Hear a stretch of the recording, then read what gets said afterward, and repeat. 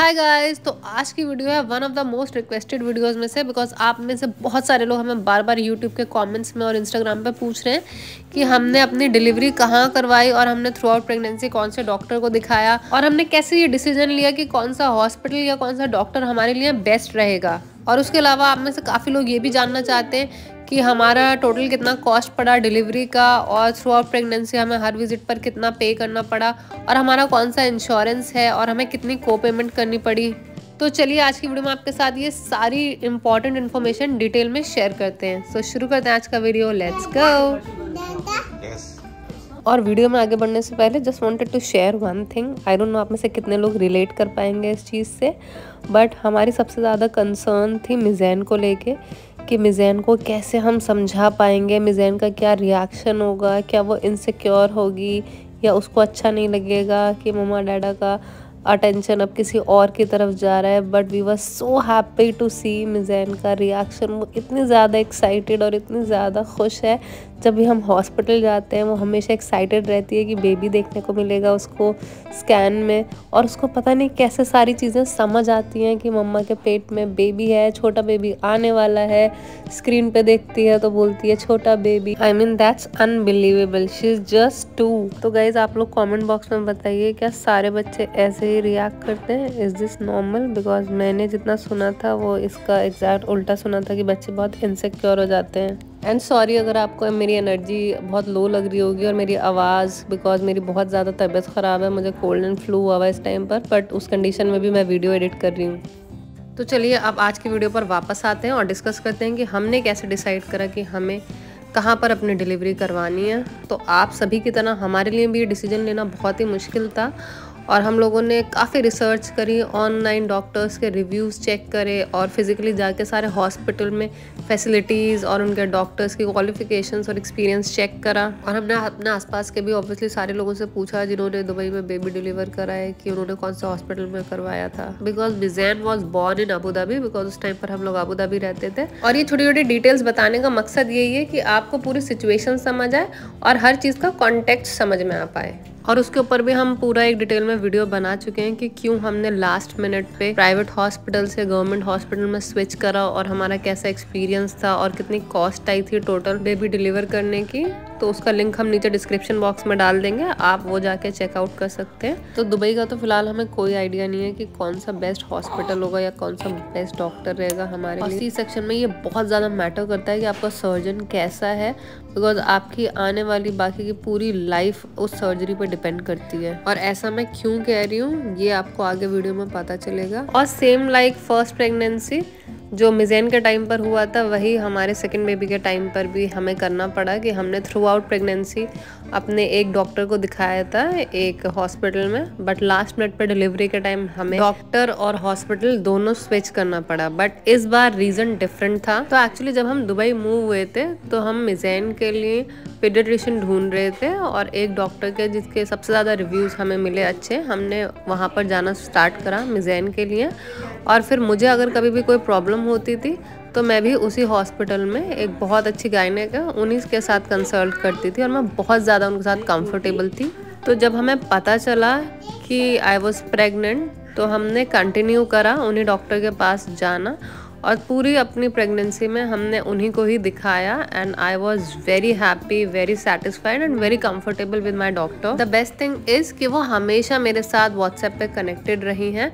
तो कभी भी कोई भी प्रॉब्लम होती है मैं उनसे व्हाट्सएप पे पूछ लेती हूँ, कॉल कर लेती हूँ, मैसेज कर देती हूँ, and she is always available. और वो मुझे हमेशा सही चीज़ गाइड करती हैं, which is not the case with other hospitals. Because जितने बड़े प्राइवेट हॉस्पिटल होंगे, जितनी बड़ी डॉक्टर होंगी, आपके पास उनका व्हाट्सएप नंबर नहीं होगा, you can connect with them directly. The only option you will have is कि आप अपॉइंटमेंट लेके फिजिकली विजिट करें, तभी आपको अपने डॉक्टर से बात करने का मौका मिलेगा। सो एक तो मेरी डॉक्टर जो थी वो कनाडा जा रही थी और दूसरा उस हॉस्पिटल में डिलीवरी की फैसिलिटी नहीं थी, इसलिए उन्होंने हमें फिर दूसरे हॉस्पिटल में दूसरे डॉक्टर को रेफर कर दिया। और मेरी सेकंड प्रेगनेंसी में लास्ट में क्या इशू आया, क्या कॉम्प्लिकेशन थी जिसकी वजह से डॉक्टर को मेरा सिजेरियन काफ़ी पहले करना पड़ा, उसके बारे में भी आपको आगे डिटेल में बताएंगे। बस एक चीज़ का हमें सबसे ज़्यादा दुख है और अफसोस है कि मिज़ैन के टाइम में कोविड था और फ्लाइट्स बैन थे, इस वजह से मम्मी पापा डिलीवरी के टाइम नहीं आ पाए थे। और इस टाइम पर जबकि हमारी ड्यू डेट जो है वो 25 जैन थी और हमने उनके टिकट्स उस हिसाब से 14 जनवरी की कराई थी, मगर डॉक्टर ने बोला कि वो 10 या 11 जैन से ज़्यादा डिले नहीं कर सकते, तो हमें उनके आने से 2-3 दिन पहले ही एडमिट होना पड़ा। And even we didn't want to take any chance, और मम्मी पापा ने भी बोला कि कोई रिस्क लेने की ज़रूरत नहीं है, इसलिए जैसा डॉक्टर ने कहा हमने वैसा ही किया। तो आज वो दिन आ गया है जब निखार का ऑपरेशन होने वाला है और हमारा दूसरा बेबी आने वाला है, चौथा भाई आने वाला है। और क्योंकि मेरा सी सेक्शन ही होना था, इसलिए वी थॉट कि इट्स फाइन, सारे ही प्राइवेट हॉस्पिटल्स अच्छे होते हैं और उनमें से जो हमें बेस्ट लगा हमने वो डिसाइड करा, और जो सबसे ज़्यादा एक्सपीरियंस सबसे सीनियर डॉक्टर थे तो हमने उन्हीं को फाइनलाइज करा, बिकॉज उनके रिव्यूज़ भी काफ़ी अच्छे थे। और जो हमारी अपनी डॉक्टर थी उन्होंने भी सेम डॉक्टर ही हमें इस हॉस्पिटल में रेफ़र करी। और अभी कुछ दिन पहले तक मैं बहुत ज़्यादा कॉन्फिडेंट थी और बहुत खुश थी, रिलैक्स थी, बिकॉज मेरी दोनों प्रेगनेंसी बहुत ही हेल्दी रही है। मैं पूरे टाइम फिट रही हूँ, फिजिकली एक्टिव, ट्रैवल करना, आना जाना, सारे काम करना, सब कुछ बहुत ही स्मूथ था मेरे लिए। और मिज़ैन वाली डिलीवरी भी इतनी स्मूथ थी कि अगले दिन से ही मैं चलने फिरने लग गई थी और बहुत जल्द अपने वापस नॉर्मल रूटीन में आ गई थी, बिना किसी प्रॉब्लम के, बिना किसी कॉम्प्लिकेशन के। बट जिस दिन ऑपरेशन था उस दिन मुझे बहुत ज़्यादा स्ट्रेस हो रही थी, बहुत ज़्यादा टेंशन थी ऑपरेशन से 2-3 दिन पहले से, कि पता नहीं ये वाली डॉक्टर कैसी होगी, ये कैसा ऑपरेशन करेगी, उसके बाद मेरी क्या कंडीशन होगी। और हमारे आसपास इतने सारे लोग हैं जिनको हम जानते हैं जिनका सी सेक्शन के बाद बहुत ज़्यादा कॉम्प्लिकेशन हुई, उनको इतने ज़्यादा हेल्थ इश्यूज़ फेस करने पड़े और आज तक भी वो कम्प्लीटली रिकवर नहीं कर पाए। उनको बैक पेन और स्टिचेस में पेन और बहुत सारी ऐसी प्रॉब्लम्स आती रहती हैं। इसलिए हॉस्पिटल की चकाचौंध या लग्जरी से ज़्यादा इम्पॉर्टेंट हमारे लिए ये था कि जो हमारी सर्जरी करेगी वो डॉक्टर कैसी है। बिकॉज आजकल मोस्टली प्राइवेट हॉस्पिटल्स जो हैं वो किसी 5 स्टार होटल से कम नहीं होते हैं। उनमें फैसिलिटीज़, एमेनिटीज़, इंटीरियर सब कुछ, और रूम्स में भी उनके पास स्टैंडर्ड, डीलक्स, स्वीट सारी कैटेगरीज होती हैं। और वैसे तो यहाँ के गवर्नमेंट हॉस्पिटल भी प्राइवेट हॉस्पिटल से कम नहीं होते in terms of room, facilities, amenities, everything in general. Because अगर आपने हमारी फर्स्ट डिलीवरी वाली वीडियो देखी होगी अबू धाबी वाली, तो उसमें हमने अपना रूम टूर दिया है, सारी चीज़ें दिखाई है। बिकॉज अगर वो बेकार सा होता, गंदा सा, तो मैं वैसे ही वहाँ पे डिलीवरी कभी ना कराती। तो जब वो मुझे ऑपरेशन से पहले रेडी कर रहे थे तभी उन्होंने हमें रूम दे दिया था, जहाँ पर हमने मिज़ैन को नैनी के साथ छोड़ दिया था। तो मिज़ैन वहाँ पर आराम से अपना कार्टून देख रही थी, टीवी देख रही थी, और आंटी उसको ब्रेकफास्ट करा रही थी। बिकॉज मसरूर को मेरे साथ होना था ऑपरेशन थिएटर में। आई मीन मैंडेटरी नहीं होता, बट आपकी मर्जी होती है अगर आप अपने पार्टनर के साथ ड्यूरिंग द सर्जरी रहना चाहते हो ऑपरेशन थिएटर में, तो यहाँ पर और बाकी काफ़ी सारी कंट्रीज़ में अलाउ कर देता है। I am not sure about India, तो आप लोग हमें कमेंट बॉक्स में ज़रूर बताएं कि इंडिया में अलाउ करते हैं या नहीं। और इस टाइम पर मैं इतनी ज़्यादा नर्वस थी और मुझे अपनी हार्ट बीट्स इतनी तेज़ और इतनी स्ट्रॉन्ग फील हो रही थी जैसे ज़िंदगी ना मिलेगी दोबारा में ऋतिक रोशन की होती है स्कूबा डाइविंग से पहले। तो फाइनली वो दिन आ गया जब हमारा सेकंड बेबी आएगा और अब निखार का ये ऑपरेशन थिएटर में, and I am also going to see her soon. और मैंने भी डॉक्टर वाला ड्रेस पहन ली है और वो लोग मुझे जल्दी ऑपरेशन थिएटर में बुलाएंगे। I will show you inside. I hope everything goes well in operation और कोई प्रॉब्लम ना हो इंशाल्लाह। हमारे डॉक्टर ने ऑपरेशन की डेट लास्ट स्क्रीनिंग के रिजल्ट देखने के बाद चेंज कर दी, क्योंकि अगर प्लान डेट के हिसाब से ऑपरेशन करते तो बेबी का वेट और ज़्यादा बढ़ जाता और कॉम्प्लिकेशन होने के चांसेस बहुत ज़्यादा थे। इसलिए हमें 2 हफ्ते पहले ही ऑपरेशन कराना पड़ा और इसलिए मैं बहुत ज़्यादा टेंशन में था कि ऑपरेशन सब कुछ ठीक से हो जाए, कुछ प्रॉब्लम ना हो ऑपरेशन के दौरान। और यहाँ पर मेरा बीपी बहुत लो हो रहा था और मेरी हार्ट बीट बहुत तेज़ थी, तो नर्स डॉक्टर बार बार मुझे रिलैक्स करने के लिए बोल रहे थे, डीप ब्रीथ करने के लिए। इसलिए मैं मसरूर को बोल रही थी कि मुझे डिस्ट्रैक्ट करें, मेरा दिमाग कहीं और लगाए, मुझसे इधर उधर की बातें करें, ताकि मैं भूल जाऊँ कि मेरा ऑपरेशन चल रहा है और मैं रिलैक्स हो सकूँ।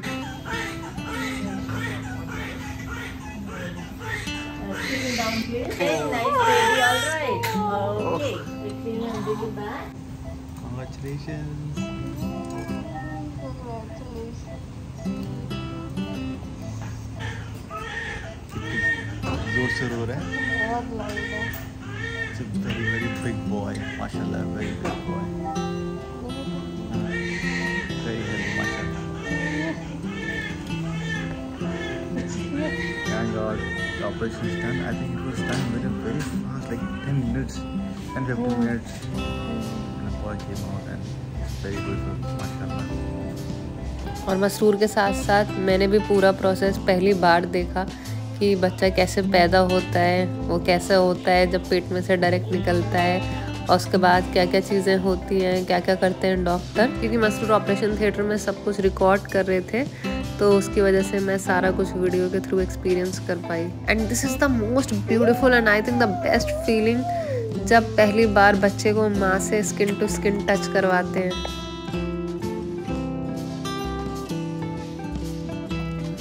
और इस हॉस्पिटल में सब कुछ ही काफ़ी न्यूली बिल्ट है, और आई डोंट नो अगर ये न्यूली रेनोवेटेड है, और सारी चीज़ें काफ़ी हाईटेक हैं, और रूम का इंटीरियर वगैरह लाइटिंग सब कुछ काफ़ी लेटेस्ट डिज़ाइन की है। और ये QR कोड स्कैन करके आपके पास सारे ऑप्शंस आ जाएंगे, आपको जो कुछ भी चाहिए, और खाने में भी पूरा मेन्यू आ जाता है, तो आपको क्या चाहिए ब्रेकफास्ट में, लंच में, डिनर में, सो आप हर चीज़ अपनी फ़ोन में रिक्वेस्ट डाल सकते हैं, you will get it. And माशाल्लाह माशाल्लाह माशाल्लाह हमारा बेबी बहुत ही ज़्यादा हेल्दी और बहुत ही ज़्यादा क्यूट है, और इसको देखते ही मेरी पूरी फैमिली बोल रही थी कि ये एग्जैक्टली मेरी तरह लगता है, बिकॉज मेरी जो न्यू बॉर्न की फ़ोटो है मैं बिल्कुल ऐसी ही दिखती थी, और मेरा भी वेट 4.25 किलो था, और मैं साइज़ भी मेरा काफ़ी बड़ा था, और माशाल्लाह इसका साइज़ और वेट मेरे से भी ज़्यादा है, माशाल्लाह माशाल्लाह। तो आई एम सो हैप्पी कि मेरे बच्चे ने मेरा भी रिकॉर्ड तोड़ दिया।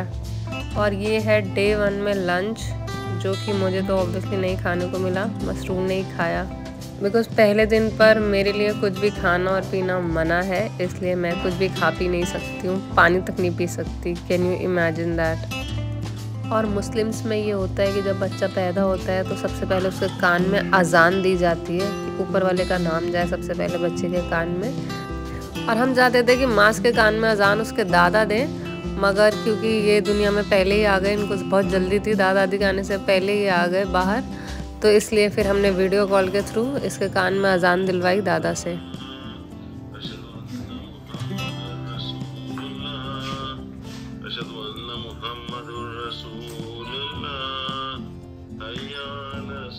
और आजकल मोस्टली हॉस्पिटल्स के अंदर ही गिफ्ट शॉप, फ्लावर शॉप, ये सब होता है कि जहाँ से आप डेकोरेशन करवा सकते हैं अपने रूम में, या अगर आप किसी को विजिट करने जा रहे हैं तो उनके लिए गिफ्ट्स ले सकते हैं, बुके ले सकते हैं, फ्लावर्स ले सकते हैं, chocolates, like they have lot of options. But the thing is कि इन लोगों के प्राइस नॉर्मल मार्केट प्राइस से बहुत ज़्यादा हाई होता है। और ऑपरेशन के बाद जब उन्होंने मुझे रूम में शिफ्ट कर दिया और जब मेरी आँख खुली, तब मसरूर मेरे लिए बहुत प्यारे फ्लावर्स लेकर आए थे, which made me feel so positive and happy. और उसी सेम गिफ्ट शॉप से आप अपने रूम के बाहर या अंदर डेकोरेशन भी करवा सकते हैं, but it was very expensive. And operation के बाद ये सबसे ज़्यादा डिफिकल्ट मोमेंट होता है जब आपको पहली बार अपने पैरों पर खड़ा होना होता है, बिकॉज काफ़ी घंटों तक तो आपको कुछ फील नहीं होता, आपकी लोअर बॉडी पूरी नम होती है एनेस्थीसिया की वजह से, बट दे मेक श्योर कि आपको सेम डे वो खड़ा कर दें। और ऊपर वाले का बहुत बहुत शुक्र है कि इस बार भी मुझे बिल्कुल भी दर्द नहीं हुआ, बट बिकॉज यूरिन बैग लगा था तो इसलिए मुझे बहुत डिस्कम्फर्ट फील हो रहा था, बट थैंकफुली कुछ भी पेन नहीं हुआ। एंड उसी सेम डे मैं पूरा प्रॉपर वॉक कर पा रही थी बिना किसी सपोर्ट के। और डॉक्टर्स हमेशा बोलते हैं कि आप जितनी जल्दी चलना फिरना स्टार्ट कर दो उतनी जल्दी आपकी बॉडी रिकवर करती है, आपके स्टिचेस उतनी जल्दी हील होते हैं, ब्लड सर्कुलेशन सब कुछ उतनी फास्ट नॉर्मल हो जाता है।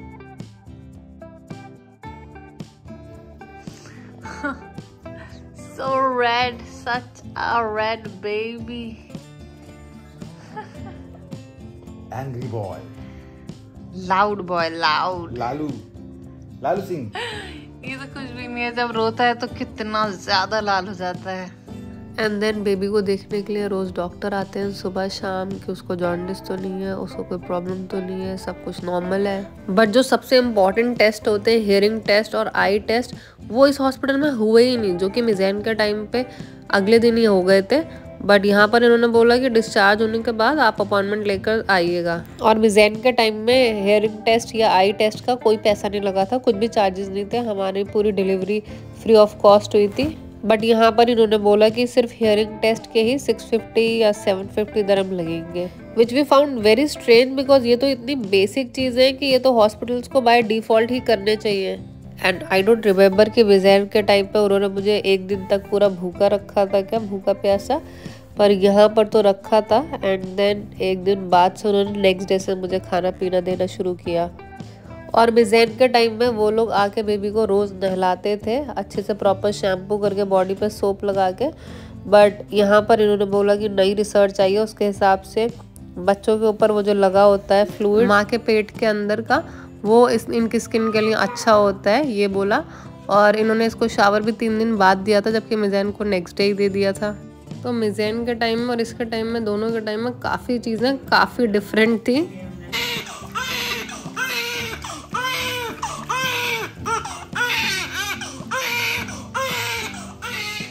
और मिज़ैन की आवाज़ इतनी बुलंद नहीं थी जितनी इसकी है। जब ये रोता है तो बहुत ही लाउड रोता है। और खाने की बात करें तो खाने में यहाँ पर ऑप्शंस होते हैं, लाइक आपको लेंटिल सूप चाहिए, क्लियर सूप चाहिए, हॉट एंड सॉस सूप चाहिए, इस टाइप से होता है। बट अबू धाबी में जब मैं थी तो कॉर्निश हॉस्पिटल में, हालांकि वो गवर्नमेंट हॉस्पिटल है, पर उसमें पूरा होता था कि आपको इटालियन खाना है, चाइनीज़ खाना है, अरबिक खाना है, इंडियन खाना है, फिर उसके अंदर ऑप्शंस होते थे। तो वहाँ बहुत ज़्यादा बड़ी वैरायटी थी खाने की। और खाने के टेस्ट की बात करें तो टेस्ट वाइज तो खाना काफ़ी अच्छा था। बट खाने पीने के अलावा एक और चीज़ जो यहाँ पर हमें काफ़ी डिफरेंट लगी वो ये कि मिज़ैन के टाइम पर उन्होंने बोला था कि सिर्फ पानी से वॉश करके ड्राई करना है, स्टिचेस पे कुछ भी नहीं लगाना है। पर यहाँ पर इन्होंने हमें एक 250 दिरहम का और एक 350 दिरहम का जेल दिया, जो कि रोज़ शावर के बाद स्टिचेस पर अप्लाई करना है। अब आई डोंट नो वो कितना जेन्युइन है और उसका कितना फ़ायदा होगा कितना नहीं, पर it's okay. And the good thing is कि 2 दिन बाद मम्मी पापा भी आ गए हॉस्पिटल से डिस्चार्ज होने से पहले ही। और आते ही पापा मम्मी ने इसको सबसे पहले देखते ही इसकी मुंह दिखाई थी, जो कि इसने बड़ी जल्दी पकड़ भी ली खुशी खुशी। सलाम भी कर दिया, सलाम भी दादी कर दिया, दादी को सलाम भी कर दिया। ये माशाल्लाह माशाल्लाह। और अगर दवाइयों की बात करें तो इन्होंने जो मैंने थ्रू आउट प्रेगनेंसी खाई थी वो सेम सारी मेरी मल्टीविटामिन लिख के दी और फ्री ऑफ कॉस्ट दी कि डिलीवरी के बाद भी 6 महीने तक कंटिन्यू करना है। बिकॉज डिलीवरी के बाद भी आप ब्रेस्ट फीड करते हो तो आपको ज़्यादा बॉडी में न्यूट्रिएंट्स चाहिए, तो मल्टीविटामिन कंटिन्यू करनी चाहिए। और इसीलिए मिज़ैन के टाइम पर मुझे बिल्कुल भी हेयर फॉल वगैरह या कोई भी प्रॉब्लम नहीं हुई थी। और डिस्चार्ज के टाइम पे जब हमने टोटल बिल देखा तो उसमें डिलीवरी की कोई भी कॉस्ट नहीं थी, सिर्फ जो उन्होंने वो जेल लिखे थे उसके चार्जेस लगाए थे। तो डिलीवरी की यहाँ पर भी कोई कॉस्ट नहीं थी, सिर्फ जो टेस्ट थे, हियरिंग टेस्ट वगैरह और जो भी जेल थे उसके चार्जेस थे। तो यहाँ पर भी इंश्योरेंस में सब कुछ कवर्ड होता है और आपको कोई भी चार्जेस नहीं पे करने पड़ते। तो हमने यहाँ पर अपने दोनों बच्चे डिलीवर करे for free of cost. So finally we are going home. So now we are taking the baby home. Alright guys, ये था आज का वीडियो। आई होप कि आपको आपके सारे सवालों के जवाब इस वीडियो में मिल गए होंगे। और इसके अलावा भी अगर आपके कोई और सवाल हैं तो आप हमसे कमेंट बॉक्स में पूछ सकते हैं। अब आपसे मिलेंगे नेक्स्ट वीडियो में। Until then take care, bye bye.